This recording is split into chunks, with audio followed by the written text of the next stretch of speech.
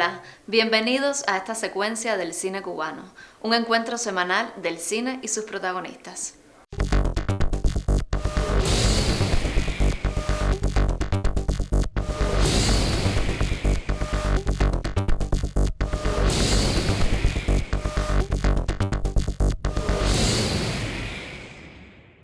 A inicios de los años 90, el nombre de Ángel Alderete comienza a aparecer en cintas producidas por el ICAI, siendo el filme María Antonia punto de partida para una vasta obra en el cine cubano. En un congreso de la UNIAD, creo que sí, Daniel me aborda ahí en el congreso, estábamos en el congreso juntos y me aborda en el congreso y me dice que había hablado con Rebeca Chávez y él estaba buscando un fotógrafo para hacer la película Lisanka, ¿no? Y que si yo estaba dispuesto a rodar con él. Y yo le dije, a mí toda tu obra, Daniel, me ha interesado muchísimo, ¿no? Todo lo que había hecho Daniel en esa época.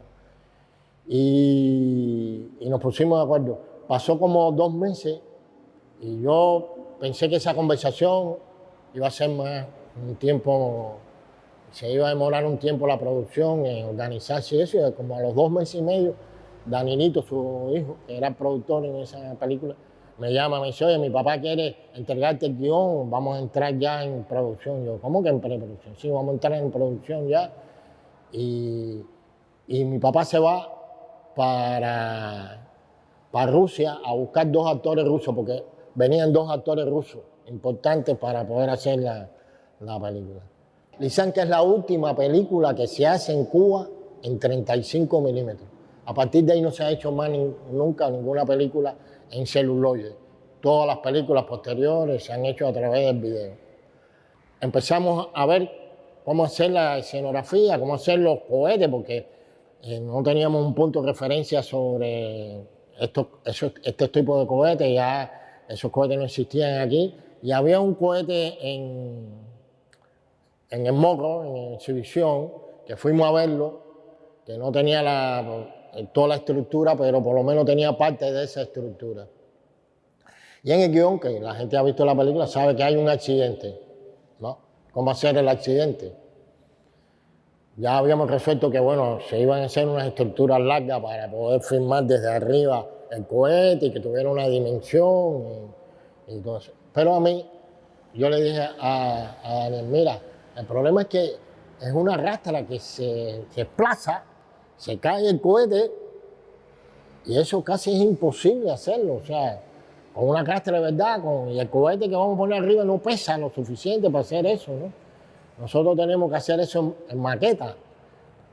¿Qué pasa? Que aquí hay una persona que se llama Paul Chaviano, que es un maquetista espectacular y un hombre con un talento nato que nació para hacer cualquier cosa con las manos. Y yo le dije, ahí está él, vamos a tratar de que haga una maqueta y vamos a filmar. Y después, posteriormente, entonces Daniel me dice, pero es que está lloviendo también. Fabricar la lluvia arriba de la maqueta, todo era muy complejo. Y posteriormente yo le dije, mira, hacemos alguna cosa física, movemos el tráiler físico y posteriormente insertamos la maqueta. Ya la gente cuando vea el tráiler físico y no se van a dar cuenta que todo el resto va a ser maqueta, porque la gente va a tener la idea de lo que vio anteriormente.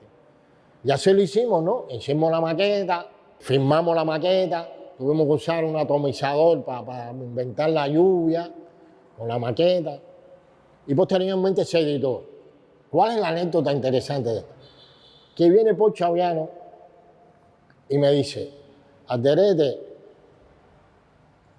¿no salió la maqueta? Digo, ¿cómo que no salió la maqueta? La maqueta está editada. ¿Cómo que la maqueta? Y ahí está la maqueta. Él mismo, ni tampoco su yerno que había trabajado en eso, se dieron cuenta que la maqueta estaba ahí y cogimos plano a plano y mira, esta es maqueta, esto es maqueta, esto es maqueta, esto es maqueta. Y él mismo empezó a descubrir que había funcionado tan bien que él mismo no se había dado cuenta de la magnitud que había tenido su trabajo. Yo creo que hay alguien que se está divirtiendo con ustedes. No hay nada ni puede haberlo. Si no me creen a mí, le tienen que creer a la ciencia. ¡Hay radioactividad! ¡Hola! ¡Esta compañera directora!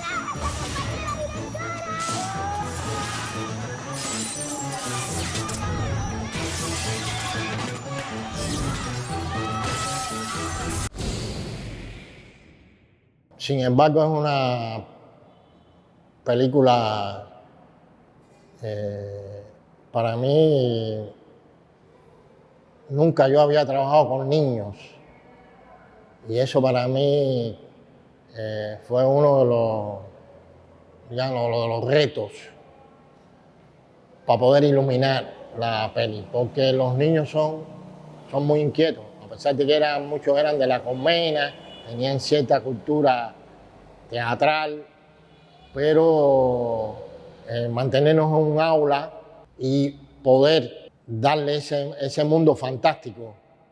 Yo entonces le dije a Rudy, mira Rudy, porque yo ya había trabajado con Rudy en un teleplay que se hizo hacía tiempo, que fue bastante premiado el teleplay, y no nos habíamos visto más hasta que él me convoca para hacer esta película. Entonces yo le dije, mira, vamos a hacer un tipo de luz transparente, limpia, sin ningún matiz lleno de claro oscuro ni nada de eso, sino que todo el mundo imaginario y fantasioso de los muchachos se refleje en la luz de la película. Entonces él aceptó eso y, por supuesto, las locaciones que elegimos, el lugar donde los niños frecuentaban, era un mundo muy fantasioso y que además colaboraba mucho con el discurso de la película, porque el discurso de la película era un niño que creía en los extraterrestres.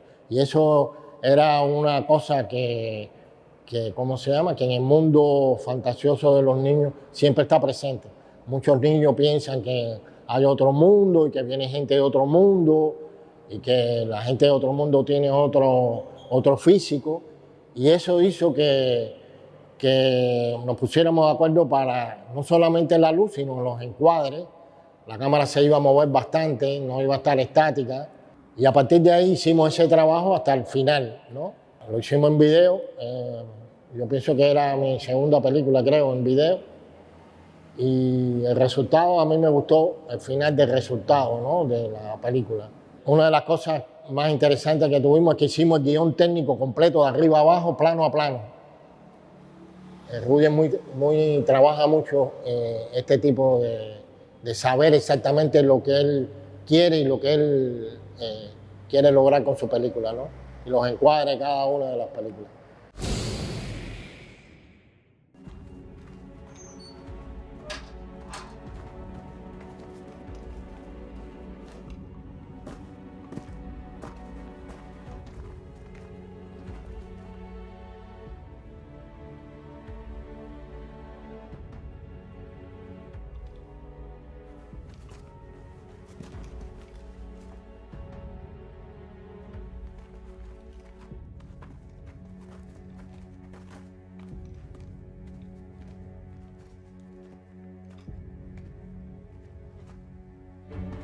Déjalo.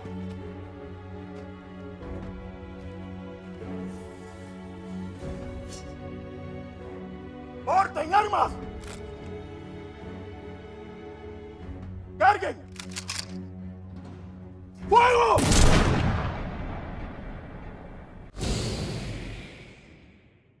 Bueno, Inocencia, una película que quiero mucho.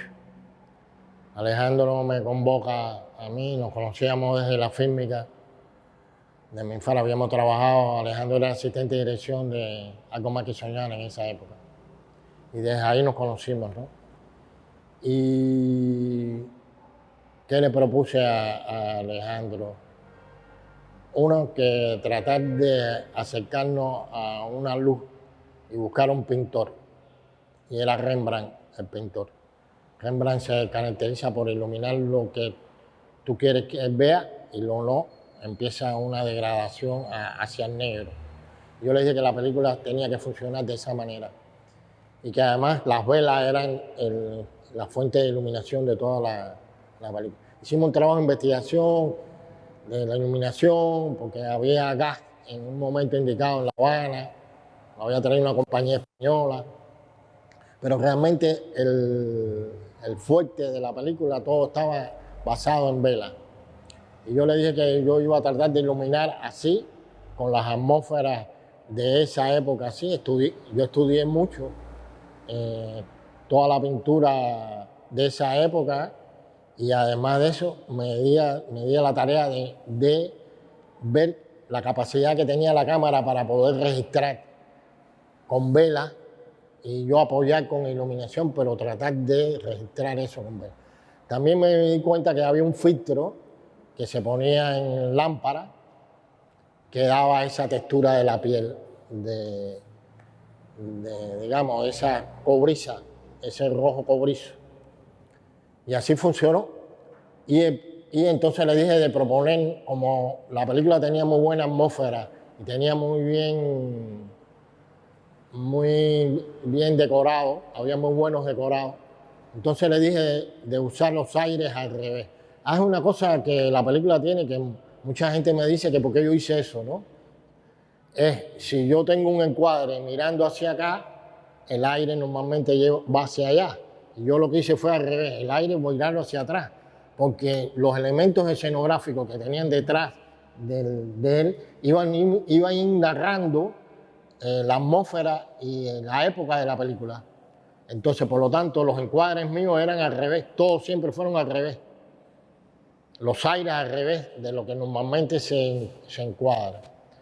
Y a partir de ahí empezamos a trabajar todo el guión técnico y cuando yo leí el guión me di cuenta que era un muy buen guión y que estaba muy bien narrado, a pesar de que eran dos comportamientos, dos épocas distintas. Y en la primera lectura con todos los especialistas empezamos a ver que las mujeres empezaron a llorar leyendo el guión, sin haber filmado la película. Y yo le dije a Alejandro, si logramos en la película eso que han pensado ellas leyendo el guión, entonces nosotros vamos a hacer una buena película y vamos a conmover al público.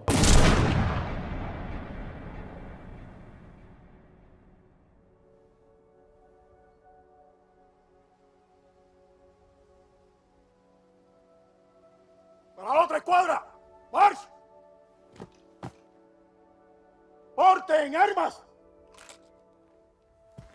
¡Carguen!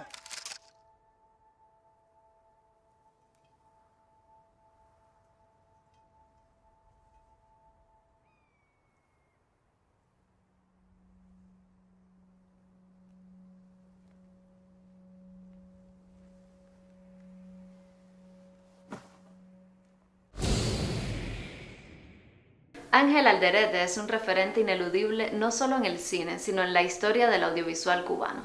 A su obra, como director de fotografía, dedicamos las secuencias de hoy. Yo soy Daniela y nos volveremos a encontrar dentro de 7 días para seguir hablando de cine.